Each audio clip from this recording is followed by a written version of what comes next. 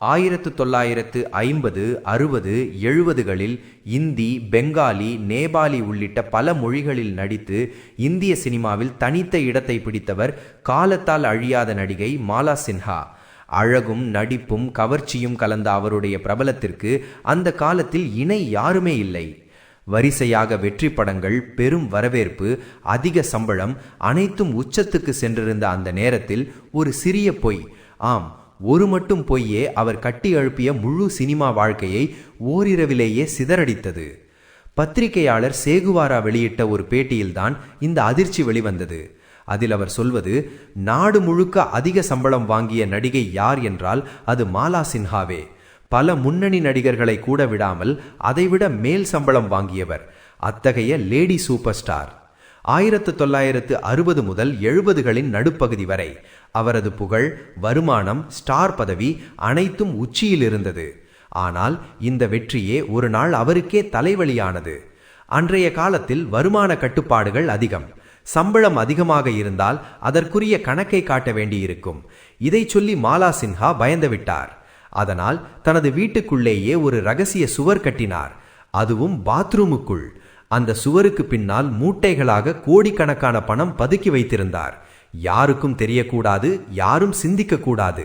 ஆனால் சினிமா உலகம், அதுவும் அந்தந்த காலத்தின் போட்டிகள், வெளியில் எதுவும் நீண்ட நாள் ரகசியமாக இருக்காது. சில மாதங்களில் அந்த தகவல் கசிந்தது. யாரால், எப்படி, எப்போது யாருக்கும் தெரியவில்லை. ஆனால் இது வெளியே வந்தவுடனே மாலாவுக்கு எதிராக இருந்தவர்களின் கண்களெல்லாம் கூர்மையான. அவரை சுற்றி இருந்த கிசுகிசுக்கள் வேகம் எடுத்தன. கஞ்சத்தனம், சம்பளத்தில் கரார், வேலைக்காரருக்கு கூட ஒரு நாள் லீவ் எடுத்தால் சம்பளத்தை பிடித்து விடுவார், இப்படி பல குற்றச்சாட்டுகள் அப்போது பேசப்பட்டன. சில பேருக்கு அவர் விழ வேண்டிய நாள் வரும் என்று கூட தோன்றியது. அந்த சந்தர்ப்பமே 1974 வந்தது. அந்த ஆண்டு மாலா சின்ஹாவின் வீட்டில் வரித்துறையினர் ரெய்டு நடத்தியார்கள்.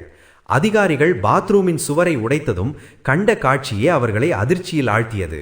கட்டுக்கட்டாக பணம், மீட்ட முடியாத அளவு ரொக்க பணம். அவர்கள் விசாரணை ஆரம்பித்தார்கள்.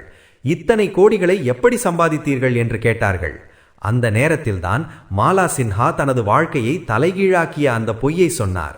இந்த பணத்தை நான் பாலியல் தொழில் செய்து சம்பாதித்தேன். இந்த பதிலை சொல்லினால் அதிகாரிகள் அனுதாபம் கொண்டு பணத்தை திருப்பித் தருவார்கள் என்று யாரோ அவருக்கு அறிவுறுத்தி இருந்தார்களாம்.